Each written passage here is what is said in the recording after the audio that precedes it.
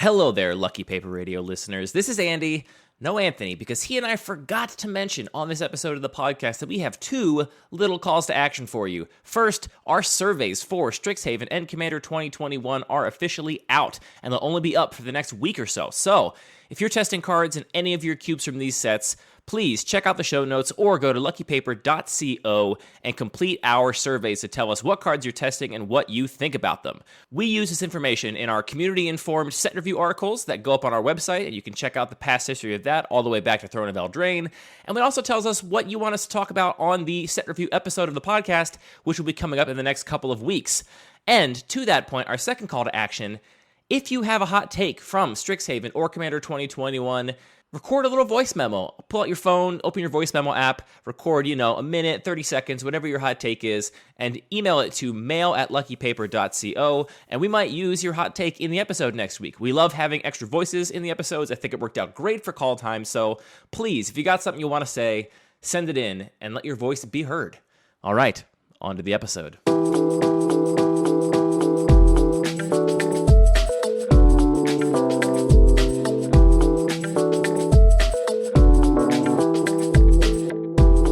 I went to art school and joined a gang. That's right, I became a blood artist. Welcome to Lucky Paper Radio. My name is Andy, and I'm here with my co-host, Anthony Bloop Aficionado Maddox. Hi, Anthony. Hi, Andy. How's it going? Do you want to share the bloop with people? I hadn't thought about that in years until you mentioned it in our little pre-record warm-up. Can you be an aficionado for a thing that there is only one of? Yeah, totally. Okay. I mean, the bloop is just it's exactly what it sounds like. It was a big It's bloop. Not exactly what it sounds like. It's pretty evident from the name what the bloop is. I mean, come on. It was just a big bloop. What it was there's we have no idea what it was, which is the fun part. There's a lot of recording equipment in the ocean for all kinds of different reasons that are doing important science. And one day, I have no idea when, there was a weird sound recorded all over the world throughout the whole globe's oceans, and it was a big bloop. And to this day, no one knows what the bloop was. It kind of sounds like, it actually, I think it was a pretty long sound. It's at least a couple minutes.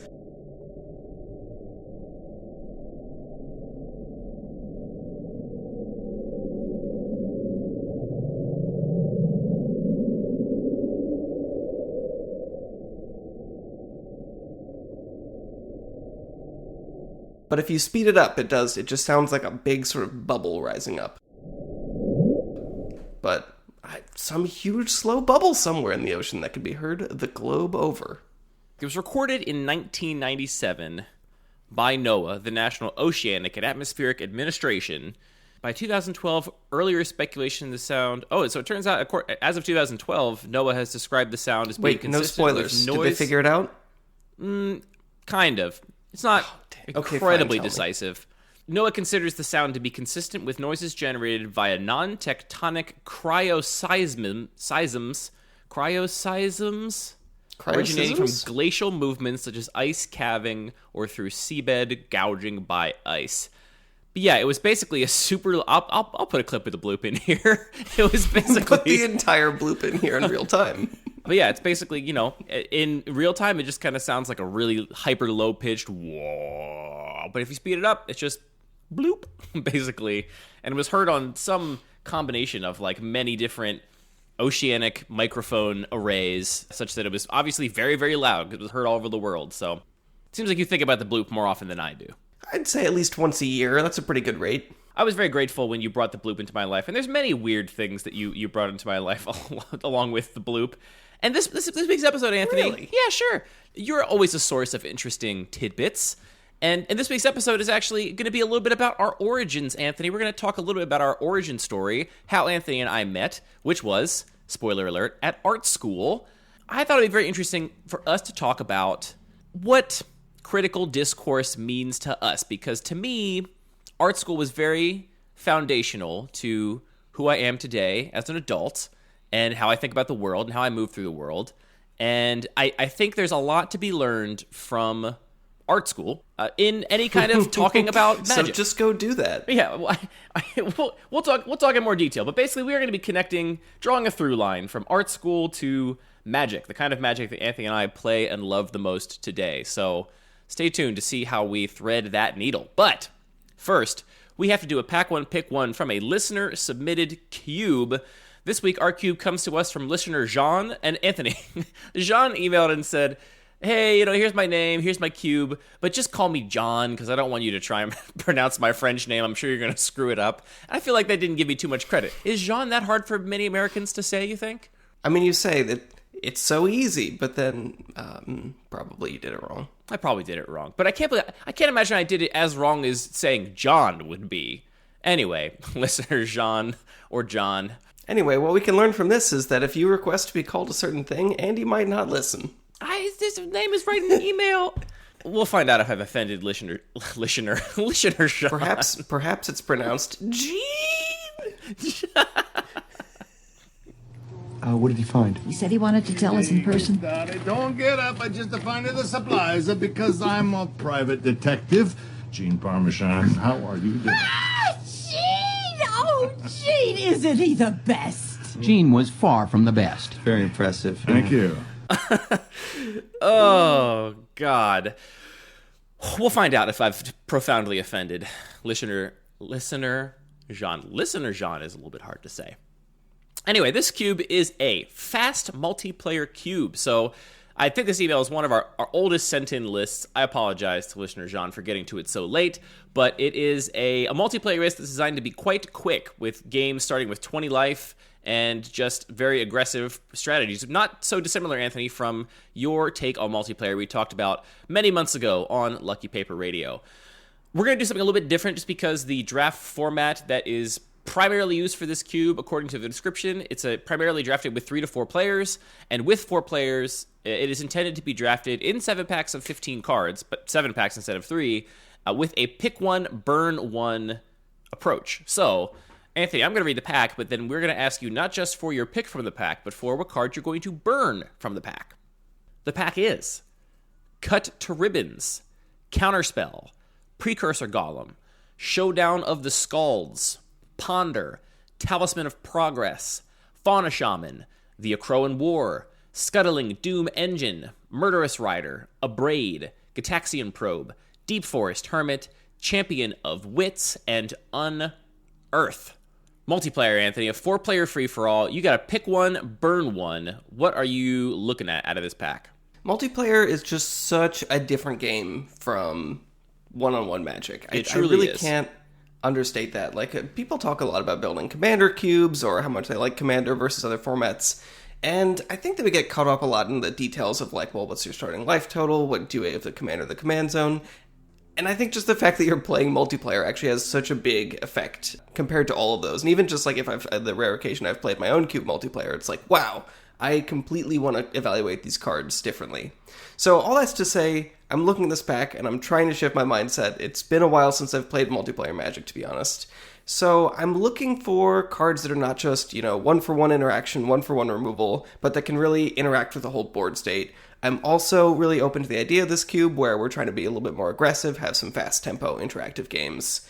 And I think where that leads me is I really want to take Talisman of Progress because I just know how powerful ramp can be.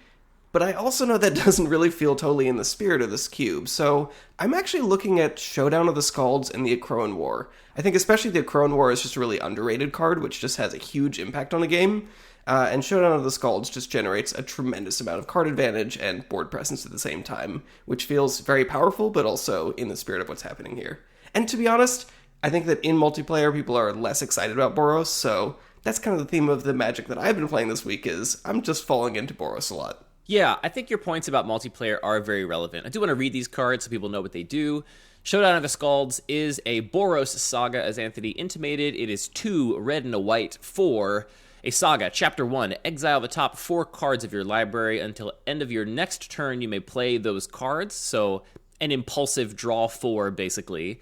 And then chapters 2 and 3 are whenever you cast a spell this turn, put a +1/+1 counter on target creature you control. I agree, very high ceiling on that for sure, and definitely reads differently in the context of multiplayer Magic. The Akroan War, also 4 mana value, but it is just 3 in a red. Chapter 1, gain control of target creature for as long as the Akroan War remains on the battlefield, which will be 3 turns, barring any shenanigans with chapter counters. Chapter 2, until your next turn, creatures your opponents control attack each combat if able. Chapter 3, each tapped creature deals damage to itself equal to its power. You get to steal a creature, you get to force stuff to attack, then you get to kill some subset of things. Now, keep in mind, everything will have been forced to attack on the turn prior to this Chapter 3 going off. So, presumably, everything that was forced to attack without vigilance will be able to punch itself and possibly kill a lot of things.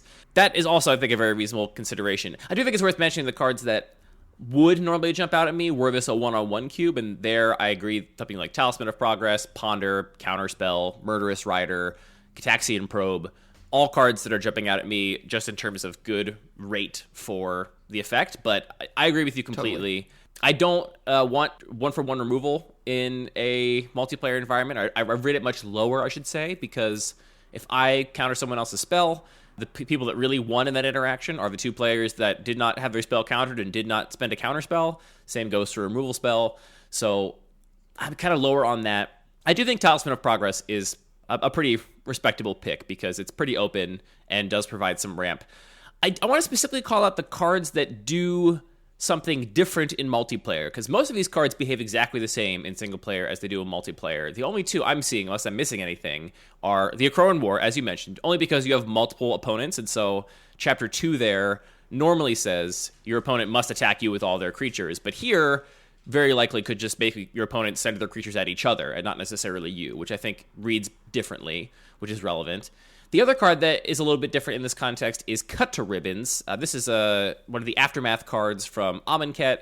Cut is just 1 and a red sorcery to deal 4 damage to target creature. Ribbons is the relevant thing here, though. It's X black to make each opponent lose X life. And so here, that obviously scales up to each opponent rather than just a single opponent.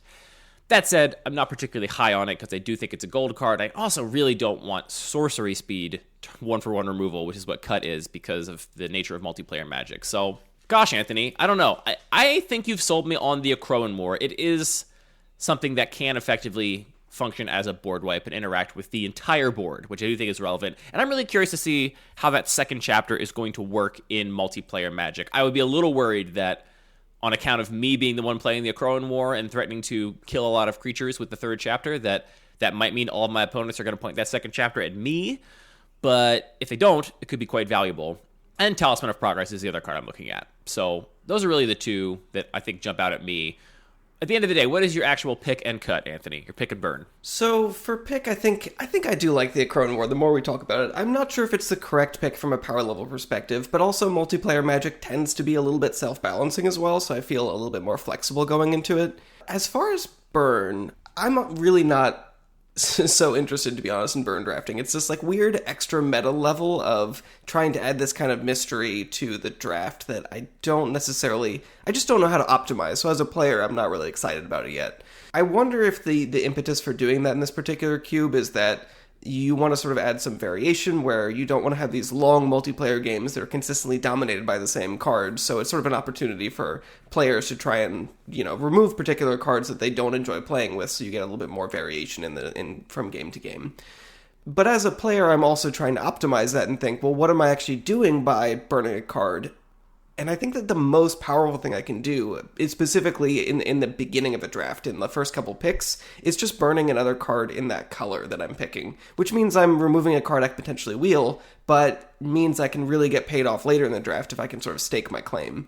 So I think that I'm probably going to cut either Showdown or Abrade. I like that logic. I have similar feelings about burn drafting. It is not my favorite way to draft. I think it's the kind of thing that works in theory if you assume that everybody is, kind of burning in good faith. Like, you would expect that the point of a burn draft is to kind of emulate another player being there, right? And so I think if you are just kind of burning in, like, good faith, you would just burn the next best card out of the pack, right? Regardless of what color it was. You just, take that card out, assume that it's a really powerful card that the person that's drafting in between might take.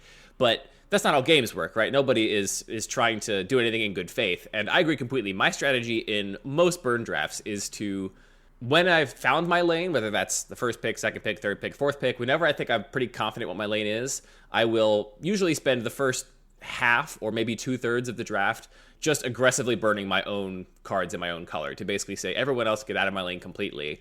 which has two benefits. As you intimated, it has the benefit of later in the draft, I will get past those cards because nobody else is going to be taking them because I've so committed to staking out my lane. But perhaps more importantly, it also puts your opponents in a narrower subset of colors. So what I then start doing is start burning everything else in that last half or last third of the draft and basically say, I know you're not playing red now, so I'll just pass you all the good red cards. There's no way you can play them, and I'm just going to burn all the other good cards and basically keep you from wheeling anything. And then we get into this game theory situation where, like, if my opponents are also trying to take an optimal strategy and do the same thing I'm doing, now you have this, like, I think very frustrating meta thing where you're both just trying to figure out if the other person is burning a color to try and put you off of it and, like, play this weird game. I don't think it really holds up to optimization the way that really competitively minded players would optimize it. That said, I mean, I'll push back and say I don't think there's really an expectation that people are drafting it in good faith, as you say, like, and trying to pretend like, oh, I'm just an invisible extra drafter sitting in between us. I think that if I did a lot of burn drafting, like if this was the weekly game that we played, learning how to actually optimize that could become fun. But as it is, taking my experience of a draft of 8 people and sort of saying, well, let's jam it down to 4 people and do a pick one, burn one. It just feels like every draft is a train wreck because people are sort of using that burn pick in such different ways that it adds this, like, really complicated level. So I think that it could be fun if you actually did learn how to optimize it and everybody was playing on the same page in terms of playing that metagame. Yeah, that's true. It could be. I also think it works on the other end of the spectrum. If everyone is, like, not so competitively minded about it and just, like, I'll take my pick very seriously, and then I'll burn a good card. I won't think too hard about it. I'll just burn it. I'll get a card out of the pack. Then I think it can kind of work, too. I think it works at that level, too. But anywhere in people between, are just like, well, I want to take this red card, but I really hate playing its counterspell. I'll just burn that counterspell. Sure. Anywhere in between, though, where you have some players that are like, ooh, I'm going to really get in here and try and throw a wrench into this and just optimize it at all costs, and other players that are just doing whatever they want. I think it does get a little bit messy. So you're taking Akroan War, burning a Braid. I think I'll actually burn Showdown. Okay, fair. I think a Braid is powered down enough in a multiplayer environment. It's less of a signal. Yeah, I was going to say that I'm also going to take the Akroan War. I think you kind of talked me into it. I wasn't there initially when I saw the pack, but your argument was quite compelling. I'm just going to burn Talisman, though, because I don't think any of these other red cards are appealing enough for somebody to commit to them, given the nature of multiplayer Magic. I think the next highest picks in this pack are probably still Murderous Rider, a Champion of Wits, a Deep Forest Hermit, probably still a Ponder, a Talisman. And so I feel like taking Talisman out at this point is just like, here's a good card no one else can have. And then I'm going to see where this pack goes. And, absent any other metagaming, my strategy is going to be, once I've staked out a claim, which I might not be committed to red yet. It depends what the next couple packs see. But once I've staked out something, I'm going to be aggressively burning my own color until I can stake it out pretty strongly. Can we dwell just a little bit on the Akroan War? I think there's so many aspects of this card that are so interesting. And as far as gameplay, I have pretty mixed feelings about it. It's incredibly, incredibly swingy in 2-player matches where sometimes it'll just do nothing, and a lot of times your opponent plays it and you're just like, well, I don't really have any good choices. But I love, love, love the top-down design here of, it's the Trojan War. Someone is going to steal something from you, and that's going to provoke you into starting a war, and then, like all wars, you're going to shoot yourself in the foot and end up doing a lot of damage to yourself. Yeah, very poetic. Love the illustration on this. If you look carefully, I'm pretty sure that's not an illustration at all. This is an actual tapestry, and this threads at the bottom is just a photograph of the loom the tapestry is on. I believe that's true as well. I remember when these cards were spoiled, there was a lot of physical media that was used to actually make the art in the... I think the Showdown of the Skulls is an actual carving, if I remember correctly. Have you watched PBDDR's YouTube videos that I have mentioned on the show in the past? I've seen a couple. I've never seen him play in a Akroan War, if that's what you're winding up to. There's a video. It's one of his more recent ones. There's a video where he talks through a specific turn that was presented to him by somebody that hired him to do coaching. So he offers coaching services. If you want to get better at Magic, you can get a private session with Paulo Vitor Dominor Rosa to get better at Magic. And in this coaching session... How much does that cost? Maybe we should get him to come on and help us with this pack one pick one. I don't know. Can our private coaching session be an episode of our podcast? I'm not sure. Maybe that'd be interesting to ask him. Just 15 minutes. Just tell us what to take for a multiplayer cube draft. That's what will finally cause us to start our Patreon. Start giving us money so we can hire pros to come on the podcast and actually tell us how Magic works. Anyway, this is a single, what's the play scenario that was presented to him by one of his coaching students.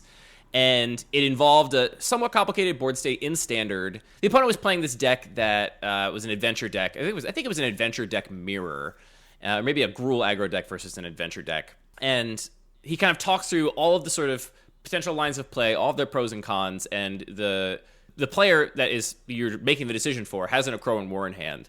And at the end of this video, to spoilers, I think everyone should watch this video. This is a real spoiler alert. I think you should go watch this video and not listen to me spoil it right now, except for you, Anthony. You have no choice. You had your chance to watch YouTube videos. I've been recommending them for weeks. But spoiler alert, turns out the best line to take was to play the Akroan War and not take the opponent's Lovestruck Beast or some other big target they had, but they actually just had a little giant killer sitting there in play.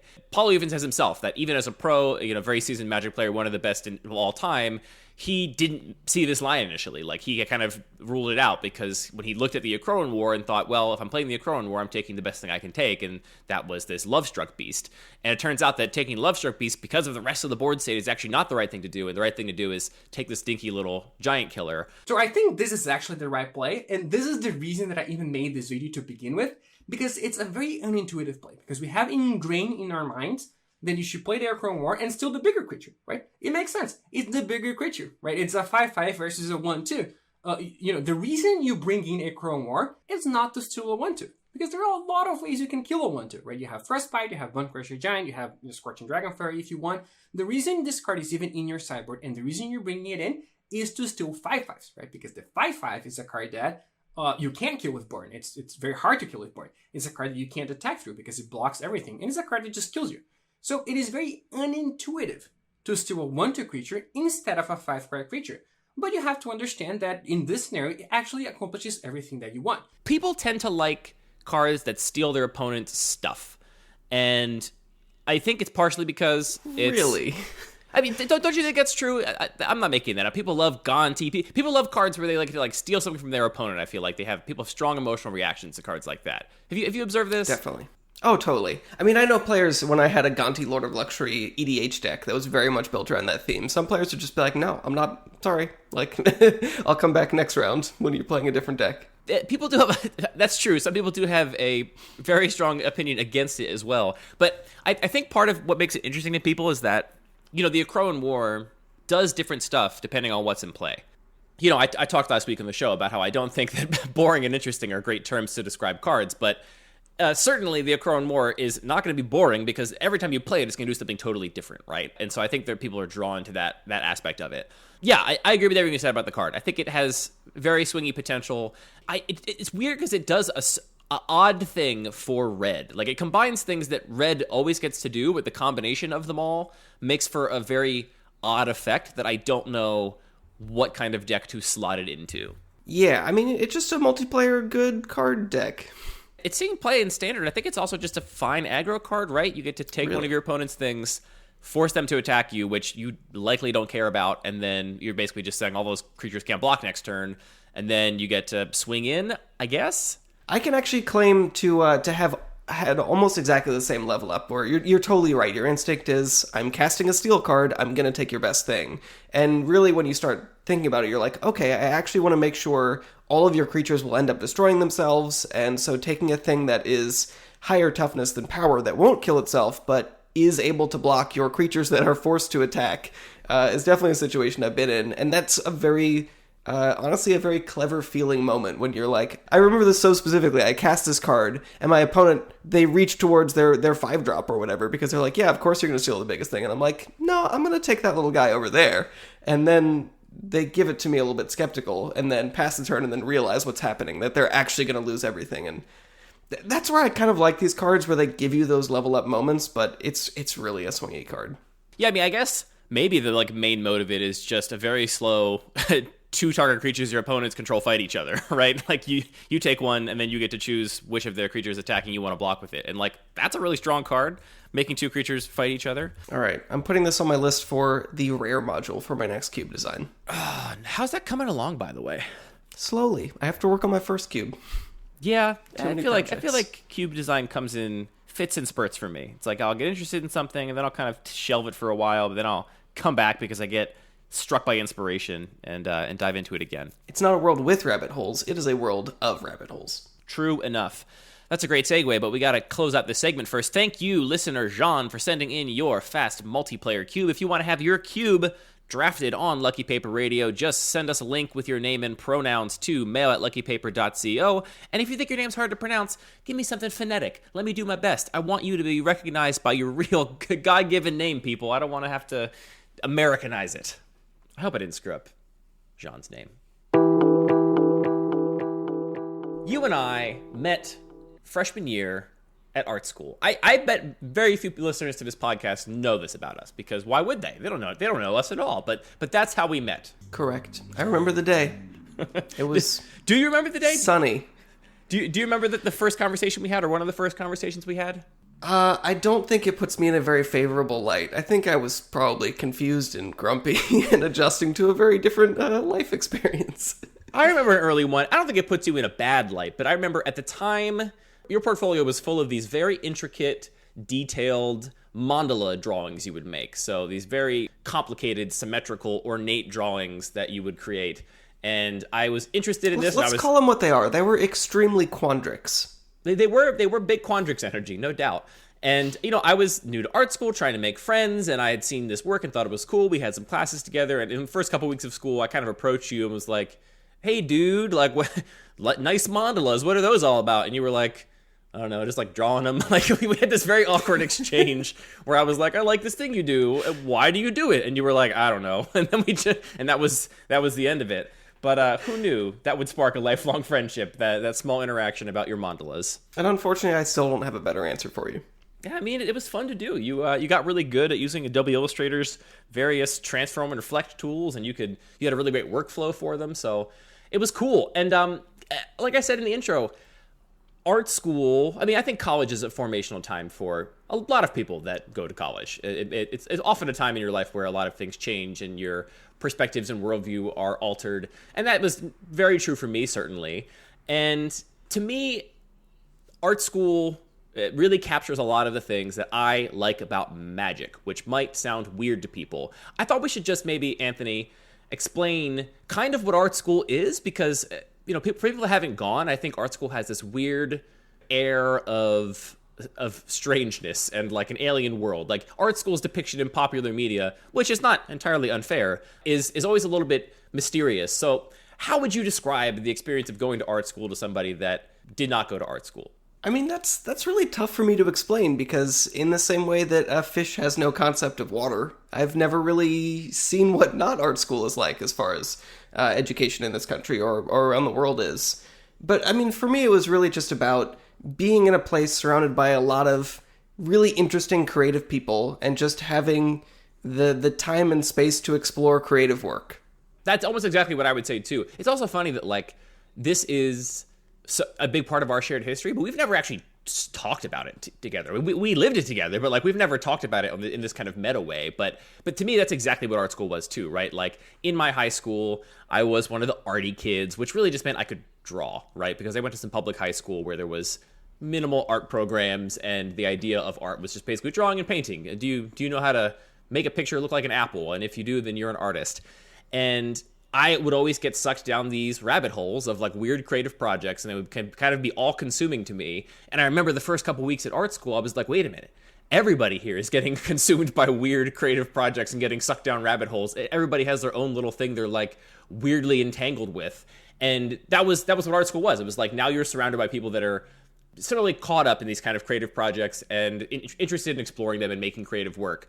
Today, where I find that same culture is through magic, through cube design. I feel like the closest thing I have today to the kind of culture that I had at art school is talking to people in various Discord servers, on Twitter or whatever, about the cubes they're designing and the creative projects they're in. It's like people that are working on their own thing, they're extremely interested in and sort of entrenched in it, and it's like a fun experience to talk to people that are really into whatever it is they're doing. Yeah, that's an interesting point, and I think that a big difference is just that there's sort of this shift in expectations. Like, we still, to a large degree, do creative stuff for our day jobs, but it doesn't have the same texture of just, well, we can really focus on that little piece that interests us and just dive into that, which, I mean, so much about what this podcast is, so much about Lucky Paper, the website, this has sort of been honestly the most fun I've had since art school, because we really get the time to say, like, I want to work on this data visualization project and dive into it and explore all this nuance and change my mind and explore a different aspect of it if something isn't really appealing to me anymore, which even for the people that we went to school with doesn't always, we don't get to have that freedom anymore when it's like, well, yeah, I'm working on this project for this person, it has to be finished on this date and it needs to do ABC. And yeah, that applies both to Cube design itself as a creative effort and also to all of the wonderful stuff that we get to do around Cube design. Yeah, that's probably a little bit of a different discussion, but certainly there's truth to the statement that once you make something your job, it's not going to be quite as fun as it once was. And that's true for the kind of creative work that we studied in school and then ended up doing for our careers too. Like, it's just always in a different context when you make it your job, right? And it's hard for it to be as creatively satisfying. One of the things I think people that did not go to art school have a hard time understanding about art school is that art is notoriously and fundamentally subjective. Like, what is good art? What is bad art? It's this thing that I think for a lot of people... I thought that was pretty well established in kind of what you learned freshman year. What do you mean? That was a joke. Oh, all right, day one, Art 101, here's how to make good art. Day one, here is a good art, here is a bad art. Yeah. But I mean, no, art is, I mean, first of all, art is a huge word, right? Like, the number of things that can be considered art, that people can do and will do at art school is incredibly vast. Much more vast, I have to imagine, than somebody studying biology, right? Like, what biology is a pretty well-defined thing. What art is could be so many things. You picked a weird comparison, but... I don't know what normal things people study. Economics, is that a better comparison? I'm terrified to piss off economists or biologists. I'm not trying to piss off anybody. I think here's the thing. In more narrow fields that are much more clearly defined than art, which is this extremely broad, expansive thing, it's a gift. It's much easier to actually teach it and learn it because you have so much more shared context from the start, right? You're starting from a certain place with everybody else that's studying it, which allows you to talk about things. And I think a lot of people, I'll just put it plainly, I think a lot of people think art school is bullshit. It's like a thing that doesn't make any sense. Why would you pay money to go somewhere to try and ostensibly learn about this purely subjective thing, right? Like, it's purely subjective. I don't think that's well framed, but there's nothing to that criticism. No, I mean, it comes from somewhere, but I do think that's the perception that a lot of people have of art school. I mean, again, whether they phrase it that way or not, it's like, how does one study something entirely subjective?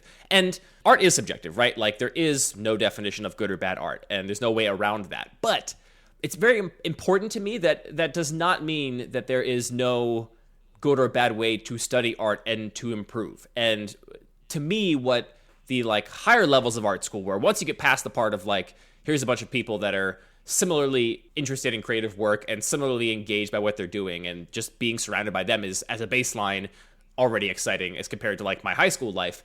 The kind of higher levels of art school are about how do you participate in a community and be part of a space where everybody is doing their own thing that's going to be evaluated by their own subjective goals, but you're still getting better at what you're doing. You're figuring out how to improve as an artist, how to better express the things that you want to express to your audience, whatever your audience might be. And again, art school is all the stereotypes, right? Like, I had a class where, people brought in for their drawing assignment a single charcoal line down the middle of a giant canvas, or somebody went and found some dead animal in a park and tried to embed it in resin, and that was their art project. Like, the things that happen in art school are wild. They're totally out of the box, and it's it is, I think, very jarring to come to that space and be like, now we're going to critique the person who put a big stripe of charcoal down the center of this canvas, and that was their 2-week drawing assignment, where everybody else, drew some big elaborate still life or whatever, and now we're going to talk about charcoal line down the center of this canvas. What you learn in that context is, to me, directly applicable to especially talking about Cube. And I think this is almost what separates Cube, and also EDH to a similar degree, from competitive Magic. Because if you're talking about Modern or Legacy or Standard or whatever, or even retail limited, limited resources, all those conversations are about optimizing your win percentage, pretty much. Like it's how do you get better at this? How do you build a deck for this meta or whatever? If you have two pros that both play a lot of Modern and they disagree on something, right? Like what the sideboard should look like for this deck or how powerful a given card is, probably one of them is right and one of them is wrong, right? Like there is a right answer. Yeah. I mean, I think maybe biology or economics is not the easiest comparison, but maybe something like engineering is, where if you're talking about engineering, there is sort of a baked-in objective measure of success. You can say, well, how much does this bridge support? If it supports more, you're doing better. Or maybe if it just stands at all. And I feel like a lot of constructed formats are similar to that, where there is, again, that inherent baked-in objective measure of success, which is, what is the win percentage of this deck? Or, how does it function in these particular, more specific, nuanced contexts? But there still is an objective measure of success. Right. That is what broader Magic Discourse looks like. Broader Magic Discourse is largely about how are we working collectively towards this goal of like making everyone's win percentage better, right? Each individual person is trying to get better, win more, and then share their knowledge about how they've gotten better and won more with other people that are doing the same thing. And that to me is an analog for, like you said, studying engineering, some kind of hard science where like you're trying to find the answer. There is an answer. It's really hard to figure out. Like, will you figure it out in your lifetime? Probably not definitively, but you are striving towards this objective answer that some truth about the world, and that is what your goal is. In art, just like in Cube, and again, EDH is in this weird space because EDH is, except for competitive EDH, not optimized in that way, but it is still a format you're playing with other people, and so it's always kind of contextualized with the presumed context of what a normal pod looks like. And there's all kinds of discussions in the EDH world about giving your deck a rating from 0 to 10, or the politics of how to tell people what your deck does when you sit down at the table to try and find a good game. And I'm very grateful that in Cube we don't have to worry about any of that. The goal is not to optimize your win percentage in EDH. It is to collaboratively have a fun game with your friends and express yourself through the deck building. Yes, exactly. So there's some of that over there too, but especially in Cube, we end up, and we've talked about this before, I think because of the broader Magic context and what Discourse looks like in Magic overall, we end up inheriting a lot of that same way of talking about Magic, because that is the way people talk about Magic broadly. It's how do you optimize your win percentage. So we're talking about Cube. It's very hard if someone, posts in a Discord or something and says, what do you think of these two cards? The first 5 responses are almost guaranteed to be which one is more powerful from the respondents, right? Because that is the easiest question to answer. The easiest question is to say, all right, well, you're asking me to compare Ponder and Opt, and here's the one I think is more powerful, and here's why. What is underneath that, which is often more useful, is a much deeper conversation about the context where one might prefer Opt, where one might prefer Ponder, the effects those have, not on the win percentage of the person that drafts those cards, but on the way the environment plays and what their decisions look like and whether they're fun or whether they're interesting to make.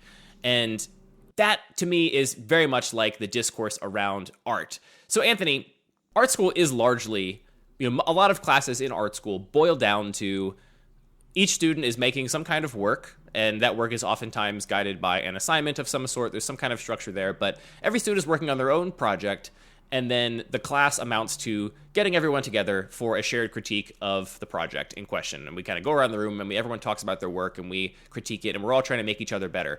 If you had to give somebody who had never been in that context a crash course in criticism, what advice would you have for them? Yeah, I mean, I think it's just easy to take for granted that critique is a huge, huge part of art school. It's something that we experienced on a daily basis, and a lot of people might just not know what that means at all.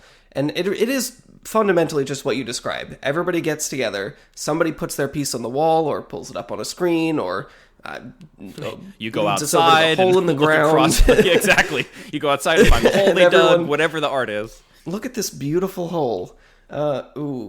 Cut that. Oh, we did have. Was that the class we had together where somebody's art was a hole in the ground? Or was that a class I had without you? I didn't do a ton of sculpture classes. Although, is a hole in the ground drawing? It is now. And then everyone just talks about the art. And honestly, freshman year, it's terrible because no one knows how to talk about art in a meaningful and productive way. So really, a lot of what art school is about is finding ways to talk about things that are subjective in a way that actually is productive. And what that leads you to is you can't just state your personal taste, your feelings about it necessarily in a way that doesn't provide more context. You really need to get an understanding of what the artist, if we want to call them an artist or cube designer or whatever, is trying to do. And if they say, well, I want to give a person this experience when they approach this work, or I want to communicate this message about this particular part of the news, current events, or this kind of experience that people can have in their life, then you can start to actually make statements that can help improve it. Because once you say, well, I'm trying to communicate this message, and I can say, well, my experience approaching the work was I experienced this other message, now we can try and have a conversation about what is that dissonance.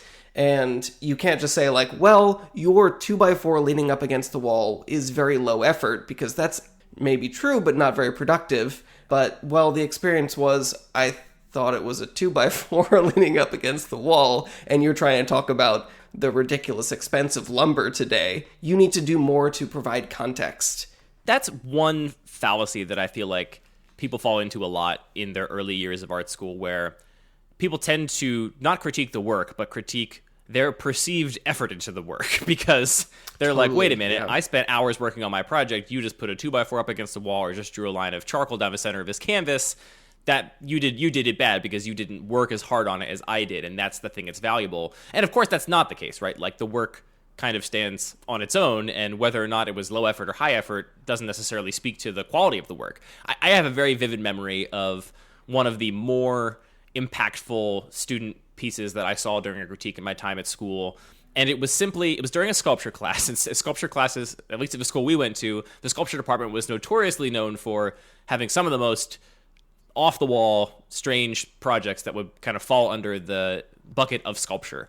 And this particular student's project, I cannot remember for the life of me what the assignment was, but the resulting project was a video of them as a newborn, not fully newborn, but like a really young baby, and they're just crying in this video. And the video was slowed down to like, I don't know, 1/16 of its normal speed, and we watched probably 20 minutes of it as part of the critique in class. So it was just 20 minutes of a baby crying in very slow motion with a very low tone because the pitch had been adjusted by the speed of the video. And that falls squarely in the category of like kind of low effort art school stuff where it's like, you just took a video and slowed it down. Like, how is this art? But I can't describe to you how totally jarring and weird it is to sit in a dark room with, 16 other students and just watch this video of a baby going. It's not unlike the bloop, actually. Like the bloop. It's not unlike the bloop. Just go and the weird facial expressions that were slowly changing. Like, it made us all feel weird. And so we had this weird experience together, and we talked about it.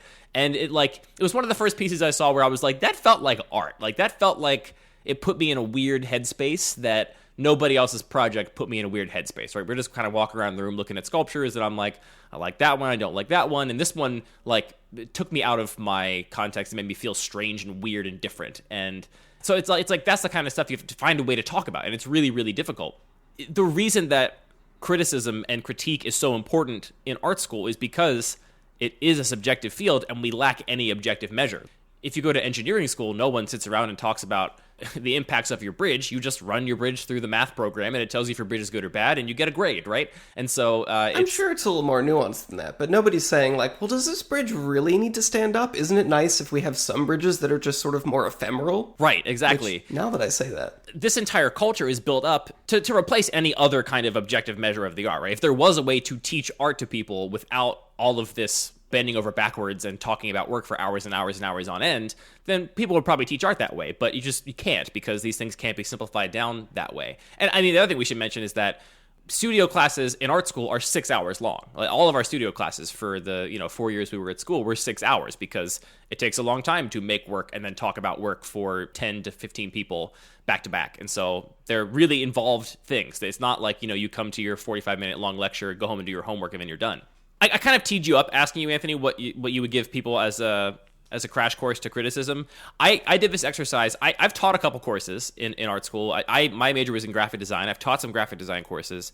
And one of the things I did in one of the graphic design 1 courses I taught was explicitly type up guiding principles for criticism of work. And I thought it'd be interesting to revisit these. I mean, I wrote this in 2013, I can see here. So this is now 9 years old. But I'm interested maybe revisit these kind of simple suggestions I had for people that were criticizing GD1 work and see how maybe they apply to Magic. And the first one is basically the thing you mentioned. So my very first point here is only offer criticism in the context of the project's intent. Do not give critique without first asking questions about the goal of the piece. Especially true of art. I think a little bit less true, but still very true of talking about people's cubes or EDH decks. You can't look at a list and just say, hey, you should be playing this card without asking the designer what their goals are. And maybe if there's a reason they're not playing that card, other than they just haven't heard of it. Yeah, I mean, like, the perfect example of that is somebody can jump in and say, like, well, I don't like this color. And then if you actually ask them, you're saying, well, this particular design project is focused on a particular minority in this area of town with this ethnic background where that color actually has specific meaning. And if you don't have that context, you'll end up just sort of making these blanket statements that just either are to your personal taste or applying to a context that isn't relevant. Absolutely.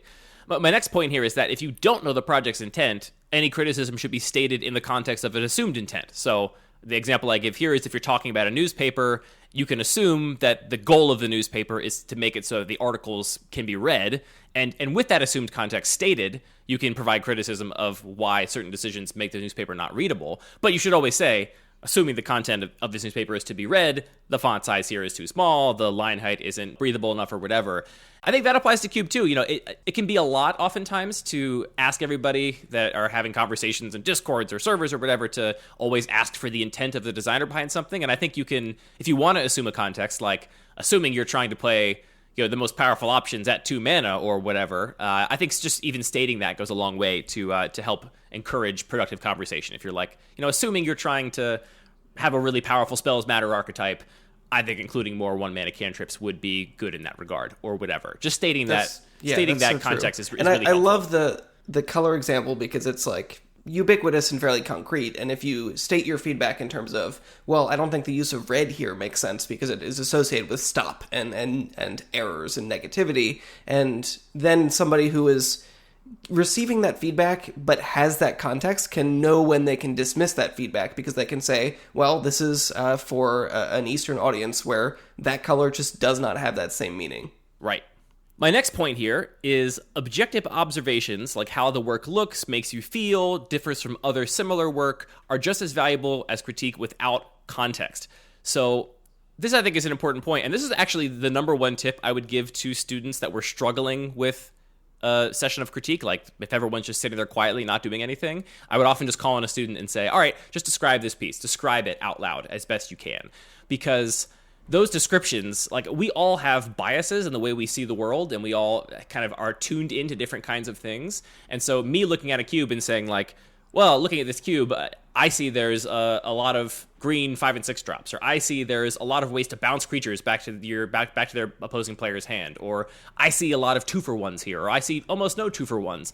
Those kinds of observations about what is practically in front of you, what the actual work represents, don't need context, because you're just making an observation that may be really helpful for that person that designed the cube to hear, because they might not have seen that. They might not have thought about it that way. And so you describing things out loud, just describing what you see, can oftentimes kind of unlock something where the person listening is listening in the context of their goals, and what you're stating is not related to a goal. It's just an objective fact about what's in front of you.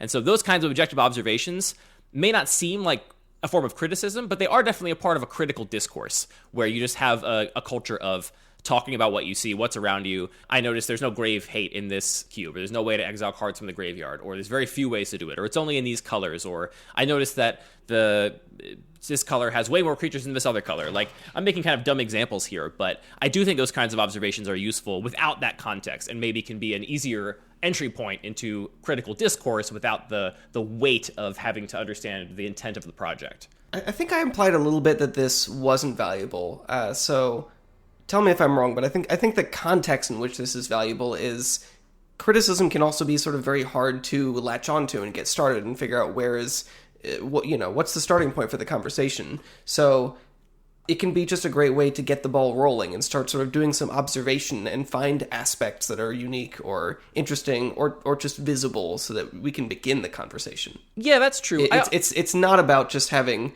a good critique is not just a circle of people all shouting out facts. No, but it does lead to very interesting places, right? And Right. specifically in graphic design work, right? There is this seemingly very obvious fact of graphic design or any kind of really visual art that oftentimes is easy to miss when you're working on it, which is just that the things that are biggest and most prominent are the things that are going to be noticed first. And so a lot of people, especially, young graphic design students that are relatively new, will make a big piece that's supposed to be about something. And then when some other person is asked to describe it, the way they describe it, it doesn't actually touch on any of the things that piece was supposed to be about. Like they describe yeah, I see a big bird in the middle of the composition and it's got big typography around it and it's got all these things, and nowhere do they actually touch on the thing that the person's goal was, right? And so that's why it's useful in that context. This is maybe less useful in the context of Cube, but I do think it is worth distinguishing, saying something like, this blue section seems bad or underperforming or like something's not supported, versus saying like, I see that there are lots of things here that represent this kind of archetype, or I don't see this kind of archetype present. I think those kinds of observations can still be useful without the weight of that context. True, and it sort of pushes the conversation towards, well, that's a feature you're noticing, it's visible, but that's not something intended, or it doesn't actually support anything that is otherwise in this context. Right. I mean, an example of this could be that, like, you could be playing a cube where you have included some cards that some player might look at and be like, I see there's a cycling archetype here. And it's like, actually, no, not a cycling archetype. I actually just really think Archfiend of Ifnir and Boon of the Wishgiver and Curator of Mysteries are just good cards. It's not a cycling archetype. I just think they're good on their own, right? And so hearing players look at your cube and say, like, your cycling archetype only has a few cards, that's a relevant thing. Because you're like, actually, I don't mean to be communicating with a cycling archetype, right? Like, that's not one of the things I'm going for. And so I think it can be useful in that context. Yeah, that makes sense. This one probably not as relevant to Cube, but the next tip is talk about the work as it is, not the person who made it or the circumstances surrounding the piece's creation. This comes up more at art school because you have people that are like, I know you started this last night and, you didn't put enough effort into this, or you didn't work as hard on it as you should have, because I know you didn't stare at that paper for 17 hours before drawing the perfect straight charcoal line. Right, and in the context of a graphic design 1 course, everybody's got the same assignments and the same amount of time to work on them, and so there's naturally a little bit more comparing yourself to others than would be healthy, and so oftentimes that kind of devolves into I wish you had worked harder on this as a piece of critical feedback, which is not at all helpful. I don't think this really comes up in Cube much, though I can imagine maybe if somebody has a reputation for really liking cantrips or really liking, big green ramp strategies, that you might look at their cube in a different light because you are projecting this value proposition because you know something about the creator. And whenever that kind of creeps up, I would say that it's always more beneficial just to actually look at the cube, the cards in question, and not kind of map what you perceive to be values of the creator onto them, absent them actually expressing those values. Yeah, and I think in the world of cube design, we're actually very fortunate that this isn't an issue because it's a little bit more objective than a lot of art or other creative processes, because there is some kind of a goal, which is we all want to have a fun play experience in the end. And even if you do something, let's be honest, it's you can do a pretty low effort cube and just be like, yeah, I just went on Scryfall, searched cycling, and copy pasted the list. I mean, but if we can all or you could just put 70,000 copies of Hidden Gibbons in a cube and call it a cube. I mean, that's kind of the equivalent of putting a single charcoal line down the middle of a canvas. But how long did it take to collect all those Hidden Gibbons? I don't think that's actually a low effort cube at all. From talking to Cactus, I think it took a long time because she kept crashing. I think it is the an Cube Cobra ongoing. page. I think it is a project that involves more dedication than I will ever show to any project. But I think that in the end, it's very easy for us, because we all are players of the game for the most part, to stop and say, like, well, it doesn't really matter how much effort went into this. Let's talk about what kind of play experiences we can have. Yeah, I agree. I don't think that we have as much of an issue with that in the cube design world as perhaps we do in a graphic design 1 classroom. The next one is actually kind of similar. It's just that good criticism comes from a place of love and mutual desire to improve ourselves and our work, so don't take it personally. And I don't think people take cube criticism personally much, and certainly if people are, you should try and not to. And you should also try and not give any kind of criticism in a personal context. It's not a reflection of the person who made the cube. It's just about the magic cards. I mean, that was maybe one of the hardest things to, not necessarily to learn, because it's very easy to tell someone, don't take the criticism personally, try to improve, take that information for what it's worth, and if you don't think it applies usefully, you can ignore it. That's very easy to say. It's very hard to intuit that and to sort of develop a thick skin that you can say like, yep, I'm just going to take all of this feedback, whether it's positive or negative, and treat this as like a valuable resource, as a tool that I can use to improve, but not to let it affect me personally. I think that does come up fairly often, that if someone says, well, this cube is crap, that's going to be hard. Yeah, well, now that you're saying it, I think maybe it doesn't come up so often in the context of like one cube designer to another cube designer, but I think it does totally come up in the context of players of a cube talking about the cube they're playing to the cube designer, where someone will say like, well, this color, it seems bad, so I'm not going to draft it. And it's very hard as the cube designer not to be like, you're saying I did a bad job at designing that color, when in actuality you have to recognize that the nature of designing a cube is that you're going to design it in a certain way, and every player is going to have their own perceptions of what is good and bad, and that's the beauty of the cube. If everybody felt everything was completely equally viable, like Magic and Cube wouldn't be that much fun. There would be no tension, no disagreement. So I think maybe that does come up in that context, where it's like, don't even take a player of your cube saying that they think a color is bad or this deck is not that great as a criticism of you or the cube. Just take it as a data point of like, that's a valuable thing for me to know, that a player perceives this thing this way, add it to my list of information I can use to inform my future decisions in any way I want. I can digest that information however I choose to. Yeah, you just add one in the someone hates blue column and move on, and if enough ticks end up in that box, then maybe you come back and revisit it. This next one I think is very relevant. This next tip is talk about whether or not specific decisions are successful or unsuccessful in achieving the desired outcome. Try to avoid personal taste, i.e. I like it or I don't like it, or value judgments. This is good or this is bad, wherever possible. This is really important when you're talking about subjective work, right? And it's very... Yeah, I mean, this is the perfect flip side of just, providing context and pointing to the actual goals of the work. Right. It's very hard. It's not intuitive, I don't think, really. Like, when you sit down for a graphic design critique, a lot of graphic design 1 students' first inclinations is to be like, all right, how many people in the room like the work that I made, and how many people don't like it, and that's a measure of my success as a graphic designer on this project. And it is not. It does not matter if everyone in the room hates your work. It can still be incredibly effective at achieving the goal you set out to achieve. And that's true, both ways. So it's very hard to, get in the habit of both hearing your work talked about in a way that is detached from like or dislike, because in the world at large, that is pretty much the only way people interact with subjective art, is whether they like it or not. That nobody's doing art criticism on street corners or in common day-to-day conversation. They're just talking about their subjective tastes.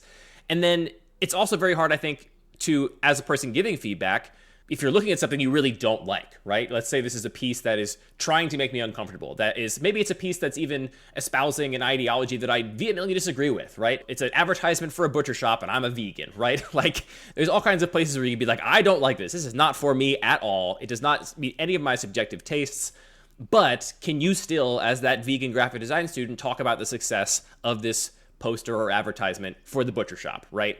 And that's a hard skill to learn, and I think it's very, very relevant in cube design. There's a lot of cubes that I talk about with people online that I frankly don't even really want to play that much, not that interested in, would never build myself, and trying to come at that from a perspective of the whole point of this conversation, the reason we're talking about Cube with each other, the reason we have a podcast, the reason we are on Discord, the reason we're on Reddit and Twitter, the reason we do this at all is because talking about this work and cubes and magic in this way is valuable to us, right? And in order to make this experience valuable, it's really important that you divorce yourself as much as possible from totally subjective bias, because no one has benefited from you barging in and saying, well, I'm a vegan, so I don't like this butcher shop poster. It's like, great, cool, glad you're doing your thing. That's not actually going to move the ball forward for anybody at all. Well, yeah. I mean, there's a different agenda there, but in terms of the specific work of the butcher shop poster, that's for sure. Right, yeah. If we want to get into an ethics conversation about whether or not you should be a vegan or not, we can definitely do that. But when we're talking about, your client is the butcher shop, your job is to sell some cuts of beef, then there's goals that can be achieved there, and anybody, regardless of their subjective tastes about the subject matter, the piece itself. I mean, even another more tame example is you might just have a distaste for a certain type of font, right? You might just really not like black letter typography. And if someone's designing a metal poster, there's a good reason to use black letter typography. It's a part of the culture of that genre of music. And so you should be able, as somebody that subjectively doesn't like black letter type and fonts, to still talk about the objective success of achieving a goal in a given sort of assignment. And I'm giving graphic design examples here because that's what this course was for, and that's what I studied most of, but this is also entirely true of every other kind of art, right? And some other kinds of art have more craft to them. Like if you're talking about throwing something on a pottery wheel, there's a lot of actual technical craft to be talked about. Like, did you have air bubbles in your piece? Are the walls consistently thick throughout? There's actual craft to be addressed there, and that's true in graphic design as well. But then beyond that, there's the actual expression of the work. You can talk about whether or not this painting made you feel a certain way that the artist wanted you to feel, or whether it took you to a place that the artist wanted you to go. Those are the goals that we have to always keep in mind when we're giving feedback on work, and try and just avoid statements of taste because they're not really particularly relevant. And I think that criticism is so awesome. Like, obviously it sounds like a negative thing, but that style of discourse where you are providing valuable context for why things are successful or not successful is super enriching, even if you're not talking about the thing that you're working on or a specific subject matter that you're interested in.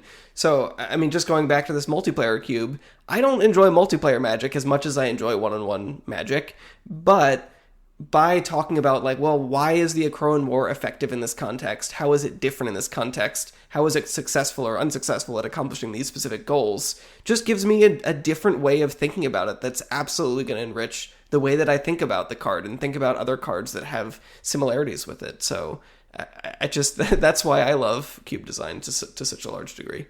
Yeah, and that's a really important point, right? Like, learning to talk about and critique other work that is not the work you made, I think does make you better as an artist. It gives you another perspective and another tool. And I think the exact same thing is true, like you mentioned here, of talking about other cubes and hearing from other cube designers what their goals are and how they accomplished them and what their experiences were. That is further context and texture to apply to your own future cube designs, right?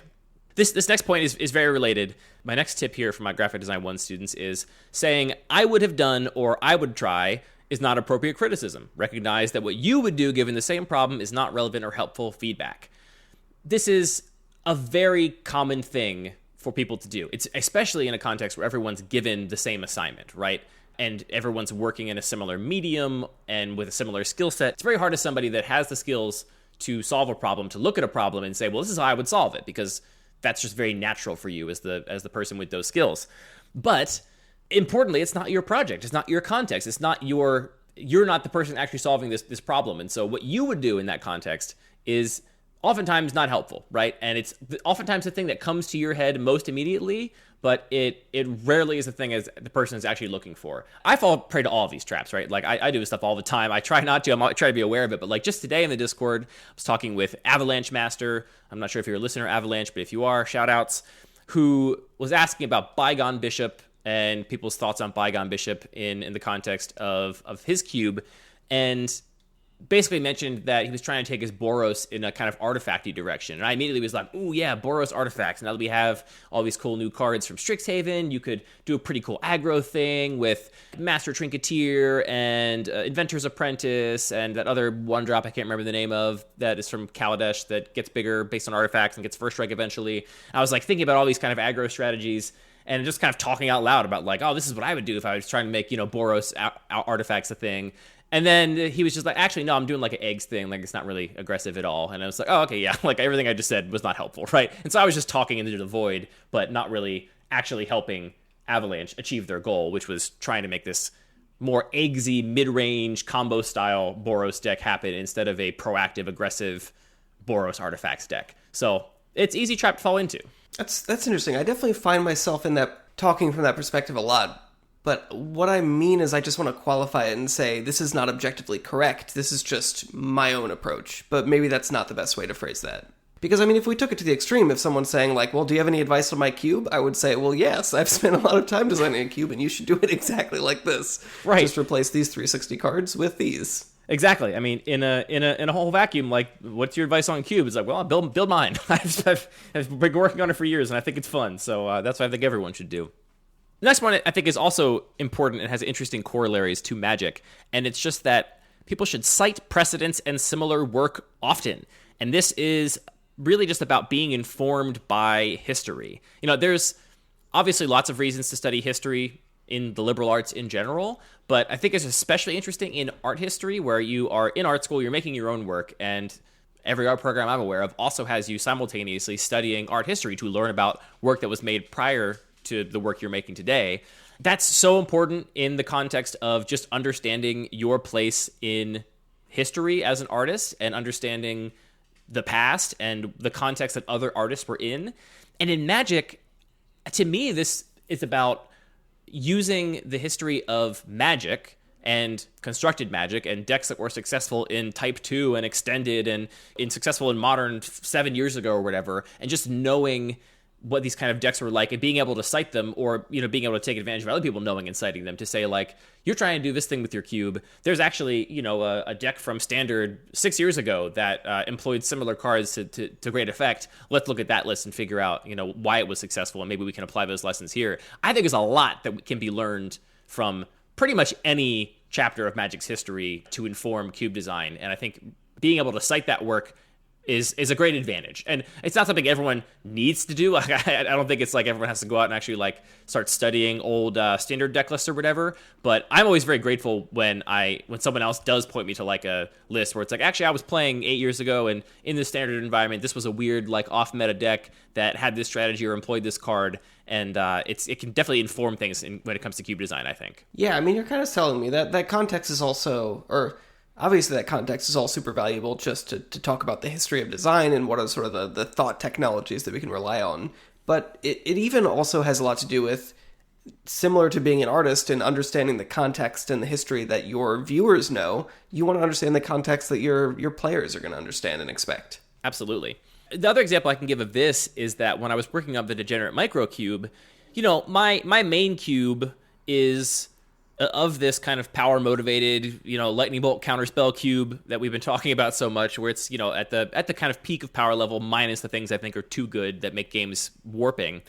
And I think in a lot of ways, those kind of cube environments emulate modern standard, kind of, or like, you know, the gameplay patterns don't feel that far off from a standard deck or a modern deck or a sort of constructed deck in a currently played constructed format. But when I was making the Degenerate Microcube, I'd never played Vintage, and I was trying to inform the design of that cube from Vintage, and so I went back and looked at tons of deck lists. I pulled up tons of Vintage deck lists on MTG Top 8. I went and watched Vintage matches on YouTube. I had them on in the background while I was working or tinkering with the cube, just so I could hear some matches be played and pop in at specific moments and understand the meta a little bit.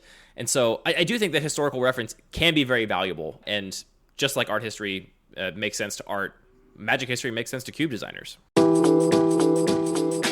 These last couple things here are a little more practical. I don't think they're as useful to read. They're kind of repeating things we've already talked about. But yeah, these are all the sort of things that I thought were useful for young art students that were trying to get their sort of footing in criticism. And I still feel like I am guided by these kinds of principles in talking about Magic of all kinds. The thing that we touched on that is really important to me is that there's a reason to go to art school, right? It's not, well, I mean, the reason is that it's really fun, but it's also that studying art is valuable. It makes you more adept as an artist at expressing the things you want to express, at making work that is successful in serving whatever goals you want to serve. And that involves a combination of improving your technical skill and your craft, and also a better understanding of how your work interfaces with the outside world, interfaces with your viewers, how it's understood, how it's perceived, and all those conversations, all those critiques that you take part in, you know, during these 6-hour classes and 4 years of art school, you do it for a reason. And I feel the same way about everything we do talking about Cube, right? I don't think that this podcast is just about us talking about people's hobbies because it's fun and people want to listen, people talk about Magic and they just want to think about Magic more. I don't think that the reason people are in these Discord servers talking about things all day is just because it's to kill time or whatever. Like, I think there is a profound life-affirming benefit to growing as in the way you understand this game that we all love. I really want to make the case for taking the discourse somewhat seriously, and I don't mean to take it seriously like I want to throw cold water in everybody's party and pop in like the tone police and tell people to, hey, stop giving feedback without context, or do things a certain way. But there's lots of little enclaves of cube discussion, and every little enclave has its own culture for what kind of discourse is or is not accepted and how people talk about things.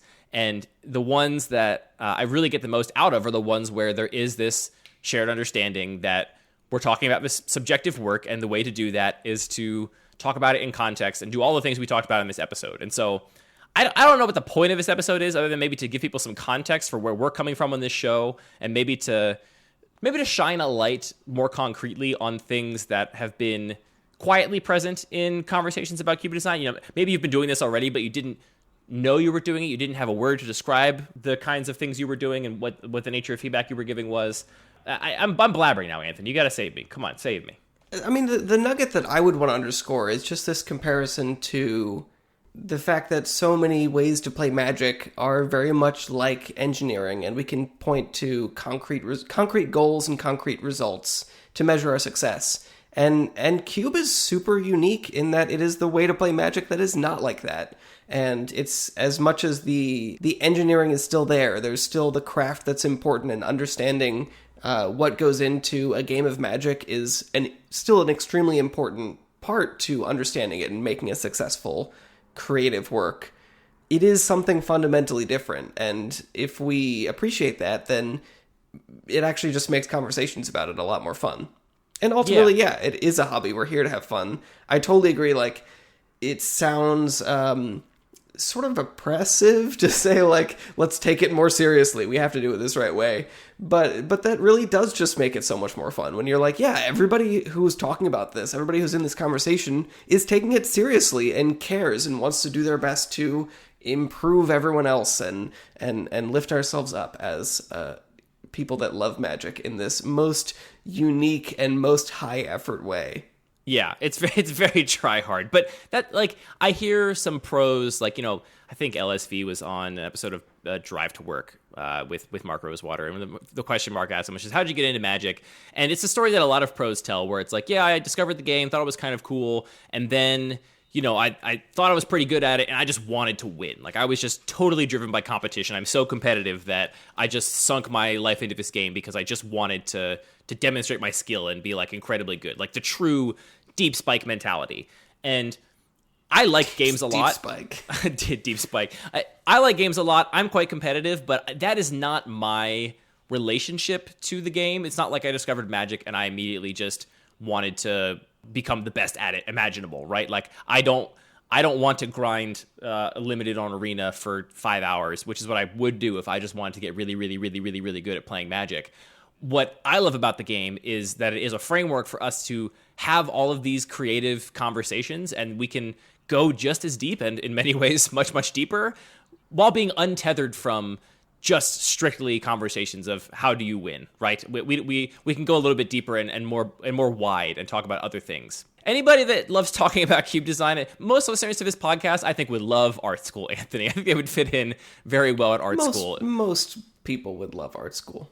But your point, I think, really also just highlights why we approach the game in a certain way. You know, when we started playing, we were playing kitchen table decks, and it was really exciting to say, like, well, I opened up this new card, and this opens up a new idea for a deck that I can power up with this. And then when we started interacting with people that played a little bit more seriously, and they're like, oh, why are you doing this? Just go online, get the correct deck list, and you'll win so much more. That immediately just turned me off, and I was like, oh, like, no, that's not my goal. My goal isn't to win the most. The goal is this journey of discovery and exploring the game. And that's why, honestly, that's why Commander was so appealing, and then why Limited was so appealing, and now Cube has been all-consuming. I couldn't have said it better myself, Anthony, so I won't say anything else. That's it for this episode of Lucky Paper Radio. Thank you to DJ James Nasty for producing all of our music. Thank you to Wizards of the Coast for making all the Magic cards. Thanks to you for listening, and thank you, Anthony, for talking about Magic with me. Hey, thanks for talking about Magic with me, Andy.